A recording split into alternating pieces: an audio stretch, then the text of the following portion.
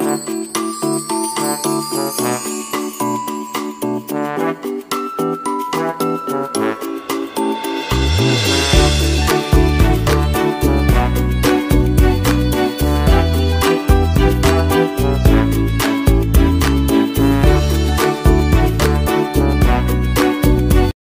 selamat pagi adik-adik. Hari ini kita mau sekolah minggu lagi nih. Nah, untuk menyiapkan hati kita mau bersyukur ya pada Tuhan. Kita mau menyanyikan lagu Terima Kasih Tuhan.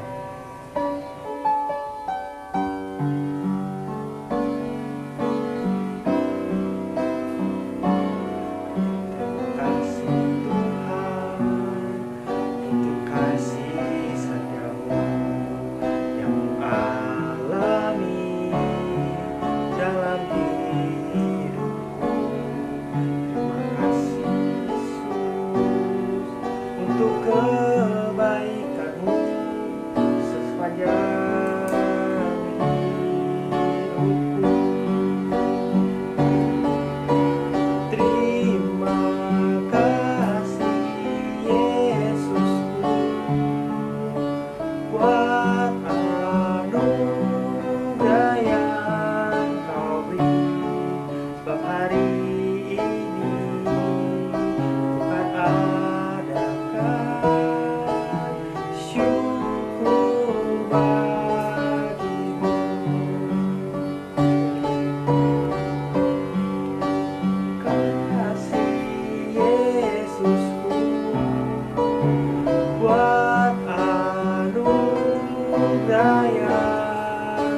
beri, sebab hari ini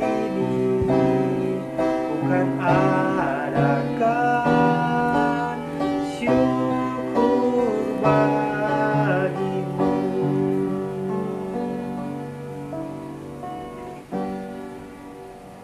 Adik-adik, sebelum kita melanjutkan ibadah kita, mari kita berdoa ya. Tuhan Yesus, terima kasih untuk hari ini. Kami mau bersekolah minggu pada pagi ini. Kami serahkan ibadah kami dari awal sampai akhirnya ke dalam tangan-Mu, Tuhan. Terima kasih Tuhan Yesus. Dalam nama Tuhan Yesus kami berdoa. Amin. Nah adik-adik, kita hari ini akan belajar tentang memaafkan ya. Nah, memaafkan itu salah satu ciri dari apa? Iya, dari kasih ya. Nah, sekarang kita mau nyanyikan dulu nih lagunya. KASIH, kasih.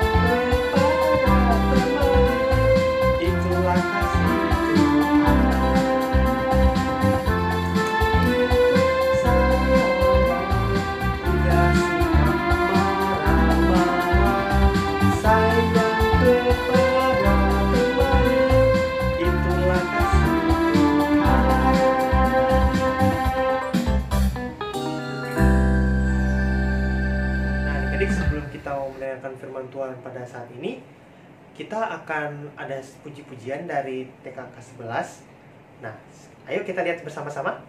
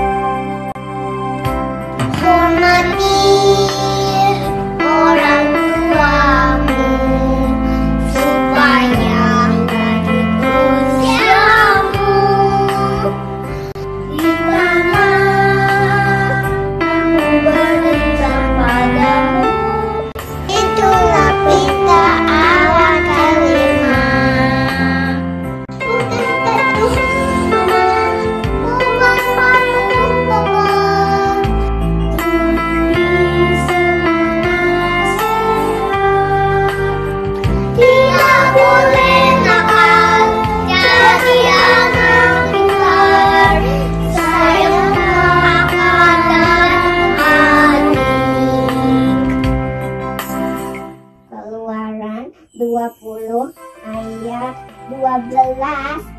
Hormatilah ayahmu dan ibumu supaya lanjut umurmu di tanah yang diberikan Tuhan Allahmu kepadamu. Amin. Oh yang tuamu supaya lanjut usahamu di tanah yang kuberikan padamu. Itulah kita akan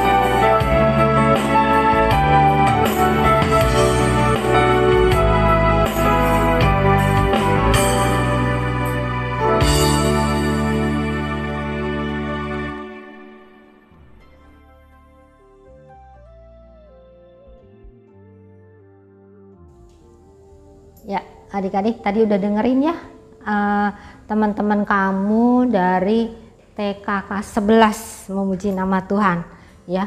Sayang, ku cinta keluarga Tuhan. Ya, berarti kamu harus sayang apa?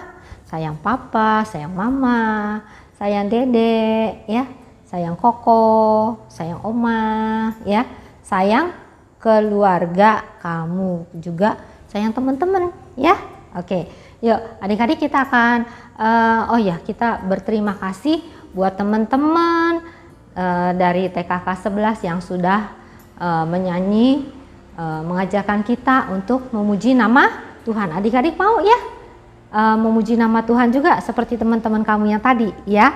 Oke, sekarang kita akan mendengarkan firman Tuhan, tapi sebelumnya kita akan berdoa dulu ya. Kita nyanyi satu lipat tangan, dua tutup mata, tiga tunduk kepala, lalu aku berdoa. Yuk kita nyanyi ya.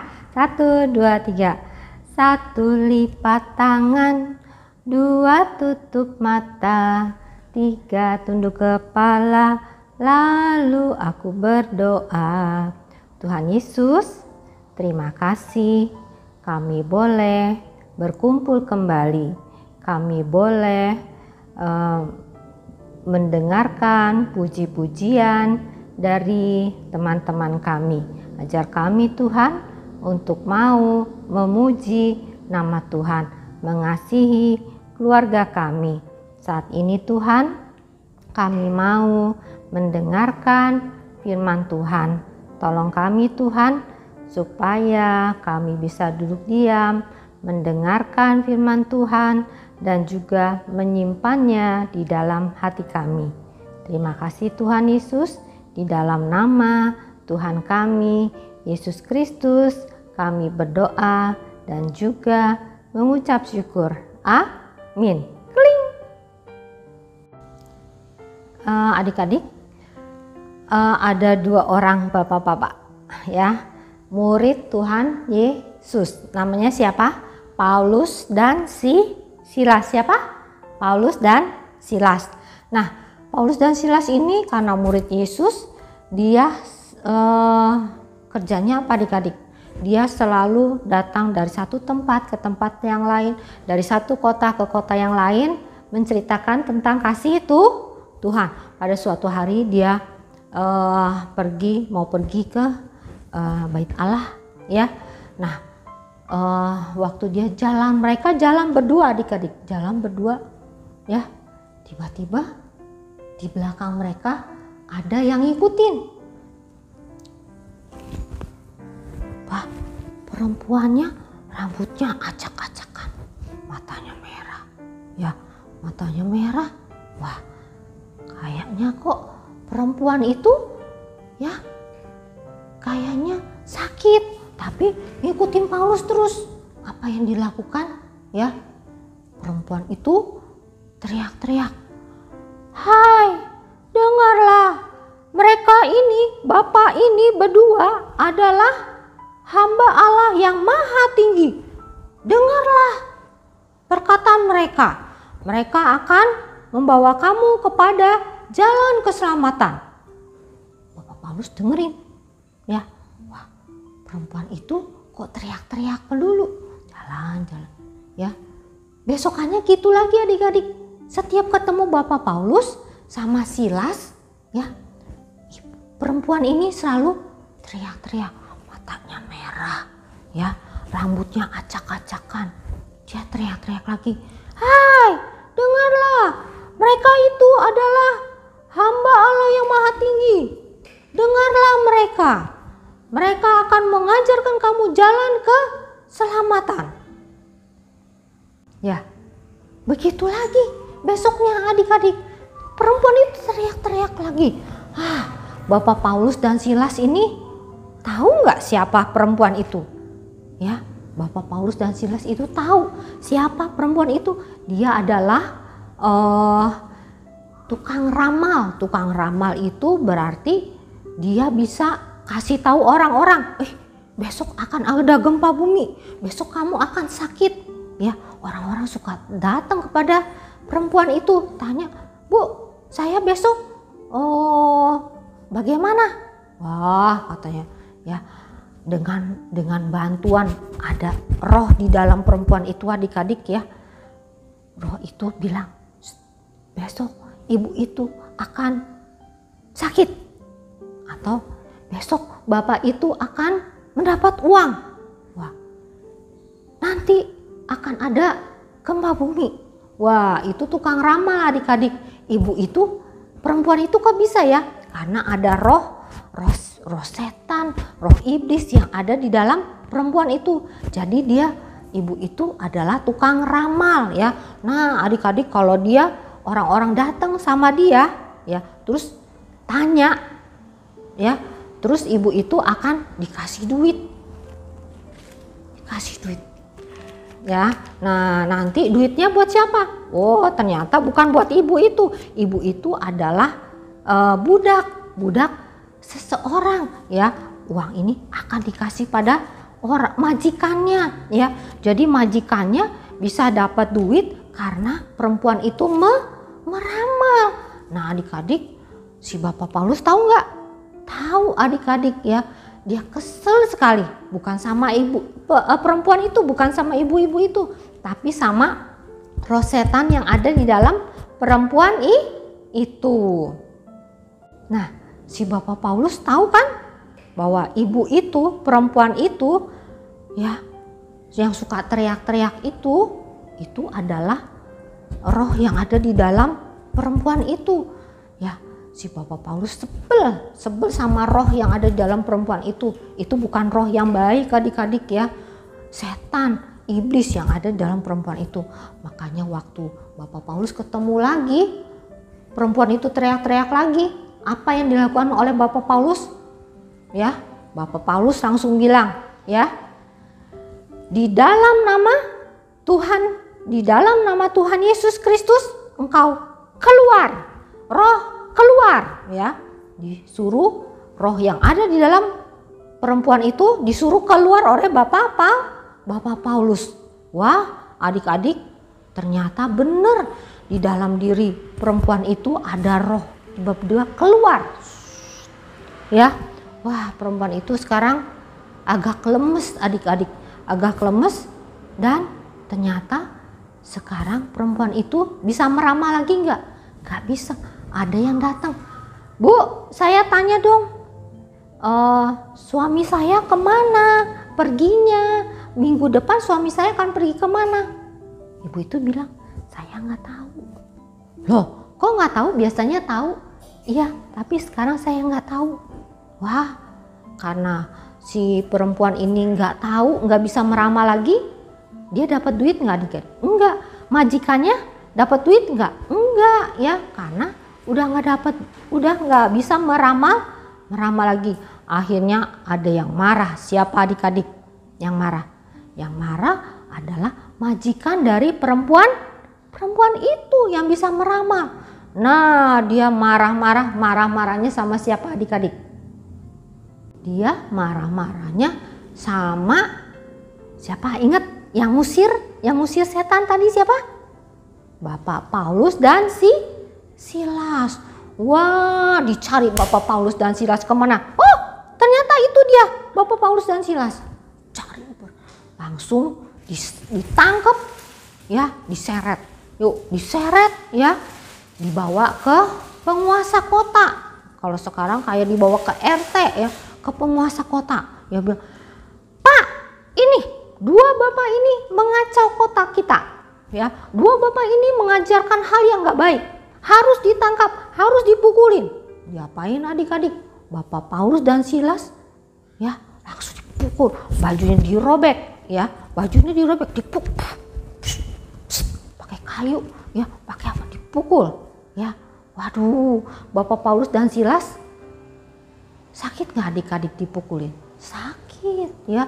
Bapak Paulus, habis itu penguasa bilang, masukkan mereka ke dalam penjara. Waduh, penjara itu enak nggak adik-adik? Nggak enak. Penjara itu cuma ada jendela, cuma ada pintu. Bisa bebas nggak jalan-jalan, main-main di dalam? Nggak bisa adik. Bapak Paulus diikat, terus ya badannya habis diapain tadi? Habis dipukulin, ya, diikat, dibawa masuk ke penjara. Nggak boleh, Bapak Paulus tidak boleh, ya, tidak boleh kemana-mana. Taruh di penjara yang paling dalam, ya, yang gelap, yang dalam, di dalam. Wah, adik-adik, Bapak Paulus dibawa ke penjara. Kepala penjaranya bawain Bapak Paulus kemana adik-adik? Ke tempat yang paling dalam supaya Bapak Paulus enggak lari, ya. Sana juga ada orang-orang yang dalam penjara. Bapak Paulus sambil diikat dibawa ke dalam penjara. Nah, adik-adik, ya, di situ Bapak Paulus bukan hanya di penjara, tapi kakinya dipasung, dimasukin ke dalam kayu. Jadi Bapak Paulus hanya bisa apa?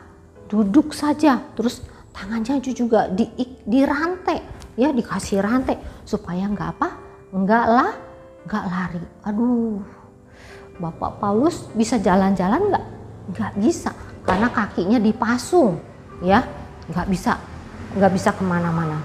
Nah, badannya sakit, habis digebukin, ya, sekarang dia nggak bisa jalan-jalan, ya. Terus apa dong yang dia harus lakukan, ya? Apa adik-adik tahu nggak? Ya, apakah Bapak Paulus marah-marah? Enggak, ya. Apakah Bapak Paulus nangis-nangis? Enggak. Apa yang dia lakukan? Dia, Bapak Paulus dan Bapak Silas, ya, walaupun kakinya diikat, kakinya dipasung, ya, tangannya dirantai, mereka tetap berdoa, adik-adik, berdoa kepada Tuhan, mohon pertolongan Tuhan supaya mereka tetap bisa bersukacita walaupun mereka badannya sakit, mereka dipasung, tangannya dirantai, ya. Mereka berdoa. Habis mereka berdoa, mereka minta pertolongan Tuhan, mereka nyanyi, ya. Mereka nyanyi, suaranya dibuka adik-adik. Mereka nyanyi, Allahku besar, kuat dan perkasa, tiada yang mustahil bagi Dia. Allahku besar, kuat dan perkasa, tiada yang mustahil bagi Dia. Wah, Bapak Paulus dan Silas nyanyi. Ya, orang-orang ada juga, orang-orang tahanan di yang lain ada juga di penjara itu. Mereka dengerin Bapak Paulus dan Silas menyanyi kepada siapa? Memuji siapa? Memuji Tuhannya, memuji Tuhan Yesus ya, yang sudah mati ya. Mereka memuji nama Tuhan. Bapak Paulus dan Bapak Silas percaya kalau Tuhan sanggup menolong Bapak Paulus dan Bapak Silas. Nah, adik-adik, mereka terus menyanyi, tak tersembunyi kuasa Allah, kalau lain ditolong, saya juga. Terus nyanyi. Sampai malam adik-adik nyanyi, berdoa, nyanyi lagi, berdoa lagi. Apa yang terjadi adik-adik? Tiba-tiba lah, kok goyang-goyang? Ada apa adik-adik? Adik-adik pernah nggak di rumah? Wah, rumahnya goyang. Ternyata, wah, pintu-pintunya pada terbuka, sendi-sendinya itu, tulang-tulangnya pada terbuka, pintunya terbuka. Wih, ajaib adik-adik. Pasungnya Bapak Paulus dan Silas juga terbuka. Ya, rantainya juga jatuh. Waduh, ternyata jendelanya juga pada lepas, pintunya pada lepas. Wah, ada gempa bumi. Ternyata Tuhan membuat mujizat gempa bumi yang menjadi semua pintu, jendela, pasung, rantai terbuka. Bapak Paulus bisa bebas. Wah, apa yang dilakukan Bapak Paulus? Lari adik-adik? Enggak. Wah ya, Bapak Paulus waktu itu kan gelap ya adik-adik ya di penjara. Kepala penjara yang merasakan gempa bumi, waduh, langsung dia takut. Waduh, bagaimana ini? Bagaimana ini tahanan? Kok pintu-pintunya semua pada terbuka? Dia lari cepet-cepet ke dalam. Ya, dia lari. Wah, dia pintunya terbuka. Aduh, tahanan pada kemana? Aduh, saya bisa dihukum. Saya bisa dihukum mati. Aduh, katanya. Daripada saya dihukum sama atasan saya, lebih baik saya mati. Langsung diambil apa adik-adik? Diambil. Kepala penjara itu punya apa pedang adik-adik. Dia mau tusuk pedangnya ke perutnya. Tapi terus apa yang terjadi? Apa yang terjadi adik-adik? Ya, waktu dia mau tusuk pedangnya ke dalam perutnya, dia dengar, "Hei, Bapak, jangan tusuk. Kamu nggak boleh nyakitin diri kamu, nggak boleh." Langsung dia dengar, wah, itu adalah suara Bapak Paulus dan Bapak Silas. Langsung dia, "Aduh Bapak, saya takut. Kenapa? Ya, kenapa takut? Karena semua tahanan pada lepas. Saya takut dihukum." "Jangan takut. Kita semua ada di sini. Kita nggak ada yang lari," katanya ya. "Jadi apa yang harus saya lakukan, Bapak Paulus? Apa yang harus saya lakukan?" Lalu Bapak Paulus ngomong apa adik-adik? Bapak Paulus marah nggak sama kepala penjara? Kepala penjara itu udah pasung kakinya Bapak Paulus dan Silas, sudah rantai ya, terus ditaruh di tempat gelap. Bapak Paulus sama Bapak Silas marah nggak sama kepala penjara itu? Enggak adik-adik ya, walaupun Bapak Paulus sudah dibuat susah sama kepala penjara itu, sudah ditaruh di tempat gelap, sudah dipasung, sudah dirantai, dia Bapak Paulus dan Bapak Silas nggak marah. Tapi malah Bapak Paulus, Bapak Silas bilang gini, "Bapak, nggak usah takut ya, kami semua ada di sini. Bapak percaya saja sama Tuhan Yesus, maka Bapak dan seisi rumah Bapak, istri Bapak, anak Bapak akan selamat. Kami semua ingin Bapak selamat karena Tuhan Yesus begitu mengasihi Bapak." Wah, adik-adik, ternyata Bapak Paulus dan Silas tidak marah kepada Bapak kepala penjara itu. Walaupun Bapak Paulus sudah disakitin ya sama Bapak kepala penjara, Bapak Paulus memaafkan Bapak kepala penjara itu. Bapak Paulus malah mengasihi. Bapak Paulus malah menceritakan kasihnya Tuhan kepada si Bapak kepala penjara, juga kepada istrinya, kepada anak-anaknya, sehingga Bapak penjara dan seisi rumahnya ya, istrinya, anak-anaknya, semuanya percaya kepada Tuhan Yesus. Berarti Bapak kepala penjara itu bersama keluarganya diselamatkan karena sudah percaya kepada Tuhan Yesus.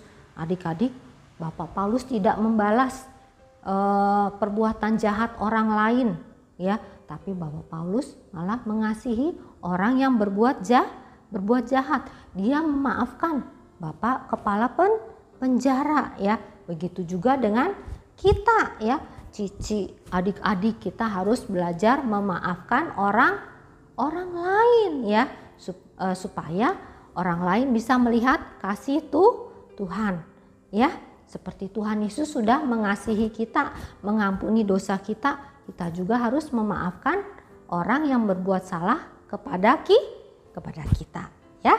Bisa ya? Kita akan belajar seperti itu ya. Adik-adik ya, tadi ceritanya tentang memaafkan orang yang berbuat salah kepada kita. Sekarang ayat hafalannya kita diambil dari Matius 6 ayat 12. Apa?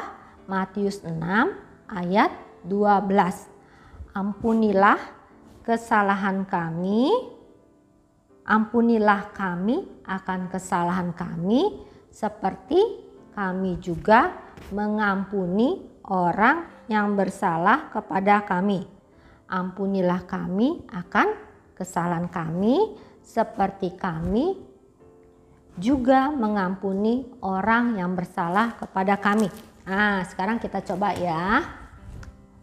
Matius 6 ayat 12.